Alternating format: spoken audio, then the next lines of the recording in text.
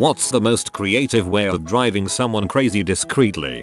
When I worked at a banquet hall in a hotel, I had a manager, who we'll call Steve, who treated everyone like crap, calling us stupid, calling us out on things not even the managers above him cared about, and just generally being an butthole. One day he puts this pissy memo on the bulletin board about not eating leftover food. None of the other managers cared about this, and it actually went in the garbage if nobody ate it. But instead of signing his name, he put banquet management. Well, as a joke I scratched that out and wrote Steve. A couple minutes later, he walks over to the bulletin board, sees this, and starts screaming WHO wrote this, and then runs to his boss down the hall and starts complaining, and the guy just doesn't know what to say and shrugs. Well, the entire staff saw this and thought it was hilarious, so we start writing Steve on everything. Over the next few weeks Steve gets more and more pee, and launches an investigation saying that he's analyzing the handwriting. At this point he still thinks it's just one person, despite the fact that the entire staff is in on this joke. He never really figured it out, and I'm not sure how crazy it drove him, but he did get fired for drinking on the job. I'm gonna get you for that, Steve. Photocopy a paperclip 100 or so times, out them back in the drawer so whenever it's used, the documents have a paperclip on it. My office went nuts. Took it apart trying to find the paperclip stuck in the machine. Even called in a technician. Lols were had.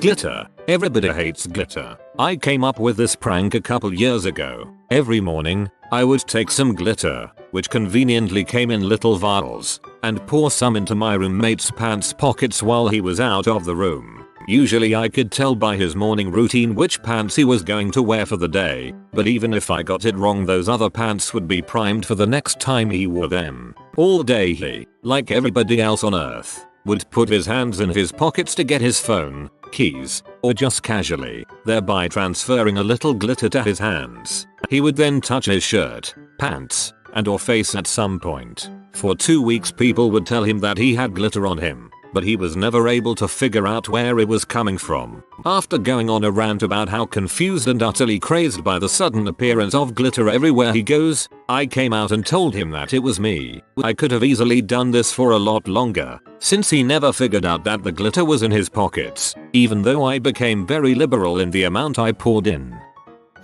This one's buried and I've posted it before but it's worthy of this thread. I'll give a shortened version. Dude at work was complaining that his spoons were slowly disappearing from the lunchroom. He had brought 6 to work and he was down to 2. Everyone else in his lab hatched this plan. Every time someone sent him an email, at the bottom, in white text, that is, invisible unless highlighted, everyone would write spoon spoon spoon spoon spoon spoon spoon. We all did this for several weeks. He had a Gmail account, and that's when he started losing his mind. Every website he visited had ads for spoons and flatware. He thought Google was reading his mind. Your lab is absolutely brilliant. I hope they're working on cancer, and not lipstick for ocelots or some such silly crap. Not someone did to me on purpose but one that happened nonetheless. At my old rental I had with my sister, for about a couple of months I kept hearing ringing noises, that's similar to an old phone ringing, every time I would walk through hallway, kitchen, lounge room or dining room, or also when I listened to music on the stereo in the lounge room. For the months it drove me crazy. I would be walking and hear, stop to listen and lo and behold nothing. I never caught on to how come it stopped every time I looked for it. I thought it was a ghost, humoring myself, or that neighbor's freaking phone kept ringing. So one day I was looking for something in kitchen and I look on top of the tallest cupboard and find this motherfucking clock. This piece of crap had one of those old school bell and ringer on it. Vibrations from walking stereo made it ring. For freaking months that bastard drove me insane. No one believed me about the ringing. Turns out my mother bought my sister the clock and sat it on the top of the cupboard where it got pushed back where you couldn't see it. So yeah, basically, hide an item that will make annoying noise where you can't find it. In the wall. My favorite was the person that sewed someone's sleeve button a little closer every few weeks so the guy felt his arms were swelling. Typically the prank works better if you do it to just one shirt sleeve, so they think one arm is swelling but when they compare it to their other arm there isn't a difference. I would intentionally mispronounce lasagna all the time in front of my brother, pronouncing it lasagne. He'd correct me every time, then eventually gave up. Then one day he says, "Want lasagne for lunch?" To which I reply, "It's pronounced lasagna." I've never seen his eyes twitch so much. I did something similar. My girlfriend is from Denmark and is really proud of that fact, so I started calling Denmark Daneland just to wind her up. Then one day in front of our friends she said, "I'm going back to Daneland in December." Whilst my friend and co-worker took a break one day, I plugged a wireless mouse into the back of his computer. For the past 2 weeks I occasionally jog the mouse, and he's slowly being driven insane by it. You could also randomly change the sensitivity in the mouse every few days after they have adjusted.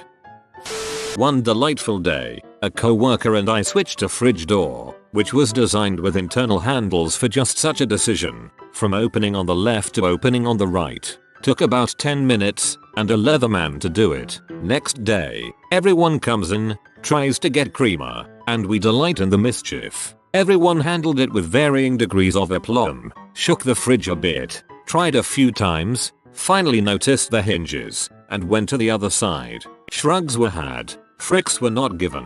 The boss finally arrives, gets a cup of coffee, and goes for the creamer, grabs the door on the left, and pulls hard. Coffee everywhere. But this guy, he knows he's right. He's always right. He's the boss. Sets down his mug, swears a little, grabs the handle again, still the left one, mind, braces his freaking leg on the counter, and pulls so freaking hard, the fridge comes out from the wall about 3 feet. Everything in the fridge, completely tossed about, and we, watching, eyes wide in amused horror, desperately choking back our paroxysms of laughter. In walks one of the salesmen, blabbing on his Bluetooth, gets coffee, opens the fridge with ease, notices crabs fricked up in the fridge, looks at the boss with a genuinely puzzled look, shrugs, gets his creamer and wanders off. The boss swore like a sailor, stormed into his office and slammed the door, stewed a bit, then stormed out of the office. He didn't come back for a week.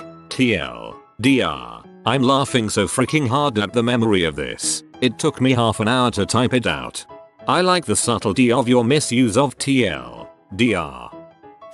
Something I did to my boss. On top of the refrigerator at work is where we keep things like paper plates, paper towels, and plastic utensils. Every day, I'd take one of the plastic utensils and place it in the gap at the top of the fridge that's between the freezer door and the rest of the fridge, so every time he'd opened it, the utensil would fall on the floor. After about a week of doing this, he moved the bag of utensils from the top of the fridge to the cupboard next to it. So, I started putting 2 utensils in the gap. He finally got everybody together and asked that we stop putting things on top of the fridge. So, with absolutely nothing on top of the fridge now, I put a whole bunch of utensils in the gap. The next day, my boss opened the freezer and completely lost his crap. Pro tip: making your boss lose their crap can be a very bad career move. The penny trick works great. Start by leaving a penny on your friend's desk, chair, coat pocket, places where you would expect to find a penny. Leave one a day for a while, varying the locations. Then start leaving them in shoes, socks, bed, pillowcase. At first they will ignore the penny, but eventually it will bug them. Took my roommate 3 weeks until he stroked out one night after finding a penny embedded in his bar of soap. I highly recommend this. Drives them freaking mad. I'm currently watching Psych on Netflix and they have a pineapple in every episode. Recently I've noticed there aren't any more pineapples. Where are the pineapples? My ex used to do something similar to the penny trick mentioned earlier. He found a student of guy with the last name Hoffer who attended our school whom I had never met. Instead of returning it to the guy, he began hiding it random places for me to find, and each time I discovered it he would say, "You got Hoffer, take it," and hide it someplace else. He hid it in my books, my pillow, under my desk, in my drawers, my clothes. He taped it to the ceiling of my shower once and even put it in my tampon box. The Hoffering went on for a while and I began to hate Hoffer. I had never met him before, but I loathed him for his constant presence in my life. One weekend, my roommates and I threw a large party. Who else but Hoffer made an appearance? I refused to introduce him or even talk to him. I just avoided him the entire night. My ex noticed and whispered to me that awful phrase. After I left school, I forgot about Hoffer. Yesterday my ex texted me a link to a page that said Hoffer was going to be a contestant on RuPaul's Drag Race, one of the shows I love, The Ultimate Hoffer. This made me laugh so much, and then I got to the ending and yelled, JINKX. I convinced a friend to send faxes to her hated co-worker's phone line. She was the receptionist and had to answer the phone when it rang. It would drive her insane. There was no way to block the calls or 69 the fax machine back. I'd often time it to happen at really inopportune moments of the day. I had to change my extension at work because I kept getting faxes to the direct line. I'm positive that it wasn't someone messing with me, because the guy that had the extension before me said it happened to him as well. It's annoying as crap. I went so far as to send faxes back to the caller ID number and tell them they had the wrong number. It never worked.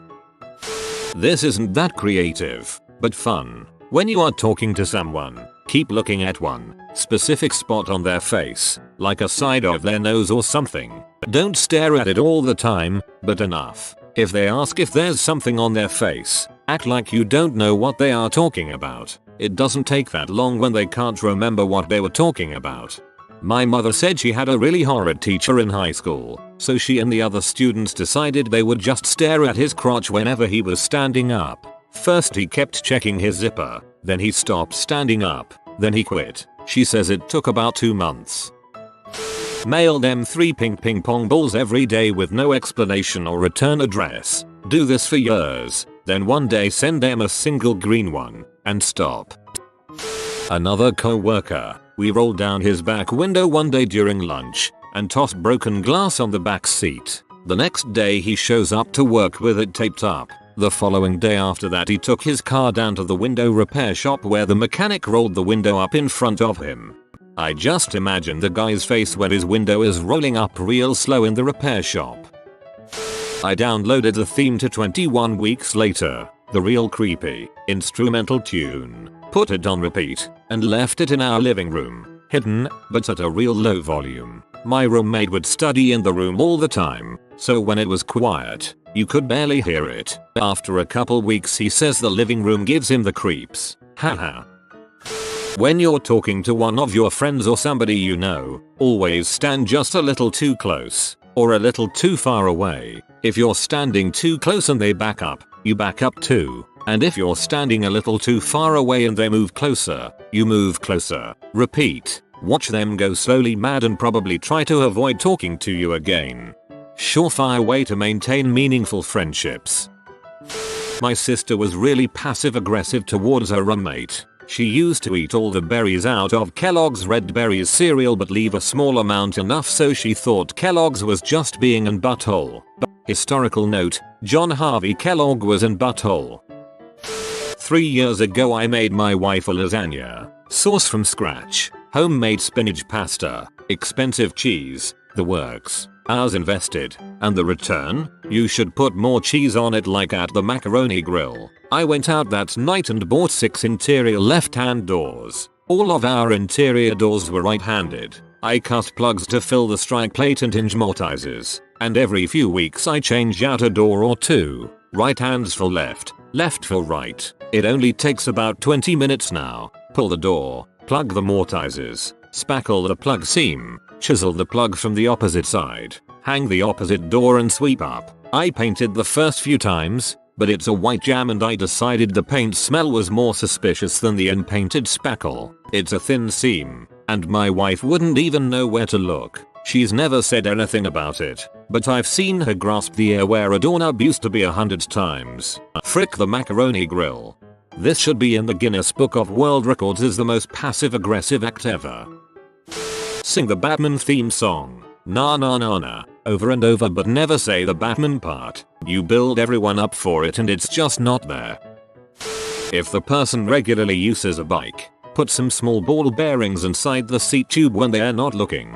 The rattling will drive them crazy and they won't be able to work out where it's coming from. Then, a week or so in, remove the ball bearings, double the amount, cover them in grease and put them back in. The person will think that the rattling has stopped, only to have it slowly return worse than before. Repeat as desired. To clarify, the OP here is probably a motorcyclist, and we use the term push bike to describe non-powered bikes. While walking outside in a crowded area, start looking up in the sky, shade with your hand, point upwards and whisper something to whoever you walk with. Then take note how many other people will spend some time trying to figure out what you just saw in the sky. Buy non-brand products and replace your victim's main brands with them, while keeping them in the same main brand packaging.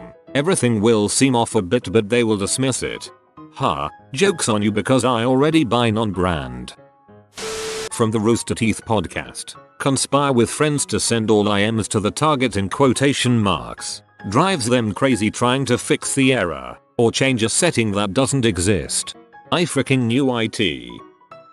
I used to work at my high school's library my 7th period. All of the computers in the lab had a watchdog app that would allow me to take over a computer if necessary from my desk behind the counter. I was friends with this kid who was a bit younger and was high pretty much all of the time. He walked into the lab with his class and sat down at a computer. I checked the names of all of those logged in and found his, then slowly began my infiltration. I'd wait for him to look away from his screen, then write in his Word doc "Hello Matt" next to whatever he was typing. The first time he turned back to the computer, he nearly jumped back from his seat 10 feet. He started asking the people next to him if they typed it, and they would look at him like he was crazy. Then I started getting really intense. I wrote on the Word document "Look behind you Matt," and he quickly jumped out of his seat behind him. He asked me who I was and I said who I am isn't important. It's what you've done that matters. He started legitimately freaking out, asked to go to the bathroom and left. I told him later and he was really pissed. Should have gone with, "The Matrix has you." I once worked in an office where there was a legendary feud between two managers, Alex and Bill. Alex was an older guy. He was patronizing, arrogant, and had some kind of tenure. Bill was the guy who had to fix Alex's fuck-ups. Here's what Bill did. Got sand from the outside and sprinkled just a few grains on Alex's chair mat. This made the chair casters grind a little and his shoes slip, which was irritating. Spray a dab of really cheap and pungent cologne under Alex's desk. Alex hated perfume and would complain about it constantly. Replace the handset cord on his office phone with one that was horrendously tangled and overstretched. Gently unplug the PS/2 plug to the keyboard or mouse. I looked plugged in, but wasn't. Tech support learned to hate Alex's constant calls. The file cabinets we had used a spring to close them automatically about an inch from closing. Bill broke these springs so the file cabinet would never close properly. Later, he angled the cabinet forward by shimming up the back slightly so the lower drawer would roll open at the slightest vibration, hitting Alex's chair. Put bitters in Alex's coffee mug. That crap is hard to get the taste out of ceramic, apparently. Took Alex's legal pads and left them in some humid condition long enough to warp the pages. Unlock the locking mechanism on his office chair back so Alex thought he was falling for a second. Swap the M and N in Alex's keyboard. Swap the number pad keys in reverse like a touch-tone phone. Put Vaseline on the tips of the ballpoint pens. Sometimes Bill would just steal stuff off of Alex's desk, or swap them with something broken. Alex has a locked office, but Bill had a key to it, apparently. Bill was eventually caught, and then fired because Alex set up a webcam that snapped pictures and mailed them when it sensed movement. The end disappointed me. Step 1. Become an excellent pickpocket. Step 2. Specialize in placing things into people's pockets. Step 3. Place strange things into their pockets while no one is watching. The best things to place are fried eggs, not runny but still a gooey consistency, and a small balloon filled partially with lukewarm water, called a phantom scrotum. Back in college, a most intense forking was done by a friend. Actual forks people, don't worry. Basically, every day for 3-4 months, we would nab a fork or two from the dining hall. Then one day, after amassing hundreds of forks, he got access to this girl's room and put forks everywhere. Every pocket of every item of clothing, lining the inside and outside of the bed, in the back of cabinets, etc. She was finding forks for months after that. I hope I'm not too late to the party because I have a great one. If someone leaves their Facebook open, simply change their status posting privacy to only me. They will get 0 likes or comments on their status, and most likely won't notice for weeks, or even months. I prefer to change their birthday date to a few days after the day I do it. Dump them by saying I'm done and it's too late to talk about it, then proceed to message them daily asking as they need anything, essentially making it impossible for them to move on. My ex is doing this to me while she is clearly already over me and it's working. I was sitting in class and this really irritatingly pretty girl was sitting in front of me with her iPhone. She had the whistle ringtone on full blast and was getting blown up, most likely by crack dealers, so her phone whistled frequently. The only logical thing to do in my mind was to whistle exactly like her phone every single time she looked away from it. I thought she would figure out it was me after the first or second time, but nope. I mimicked her phone going off for 45 minutes before she finally turned it on silent and put it in her purse. She also never found out it was me. TLDR. I mimicked a girl's iPhone text tone until she put it away. When I was about 14, my mom would go golfing every Wednesday with her girlfriends, which meant my dad went straight to the pub with the boys. He would always try and lie by saying crap like I am just going out to get milk etc.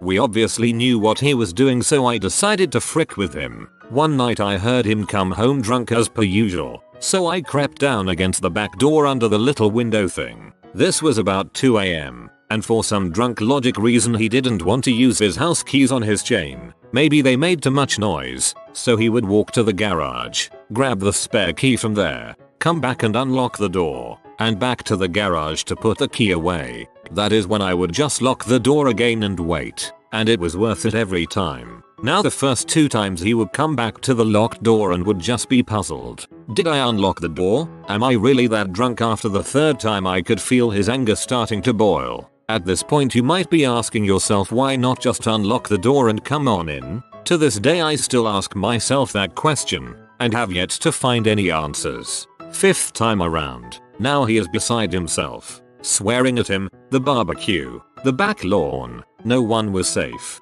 He would want to scream but would muffle his voice so not to wake my mom up. After he started blaming it on the barbecue, I would leave the door unlocked and go back to my room content. I would wake up to my mom pee at my dad stunned, and me waiting 6 sweet days to do it all over again. TLDR. I would lock the door right after my dad would unlock it drunk, and watch as he lost his dignity piece by piece.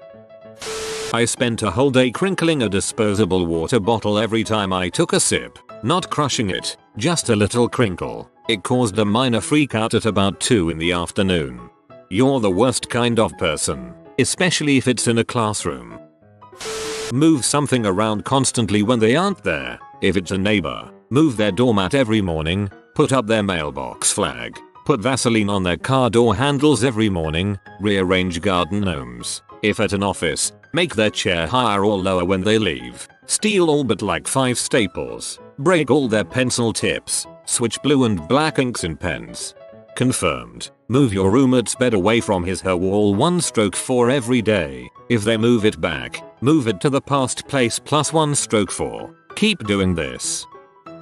My girlfriend got an iPhone and I bought her one of those plug-in pads that allow you to charge the phone without plugging it into a power source. I put it on her night table and covered it with the tablecloth she has there, making it not visible. I then told her she has to wait until the battery is at 0% before she could do her first charge. Every night she puts it on her nightstand and can't figure out why it won't die. We're 6 days in so far.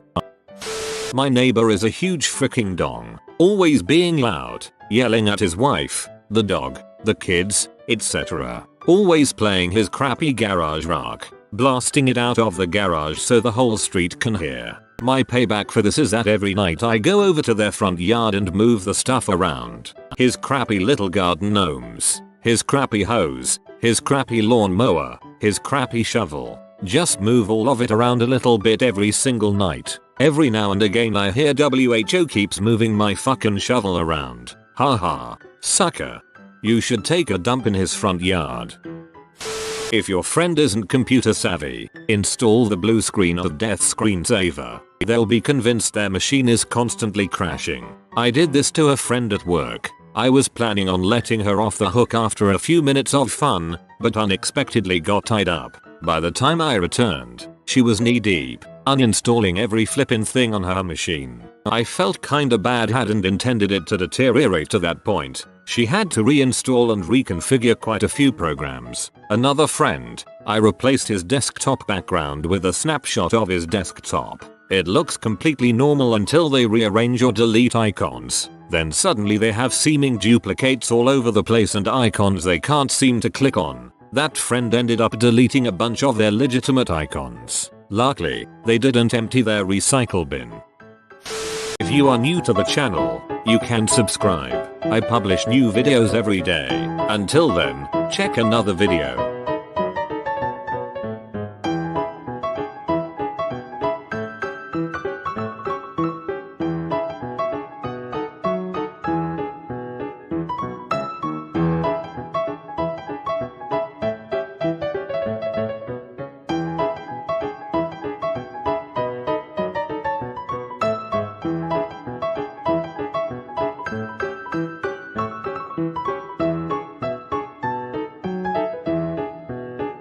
Bye for now.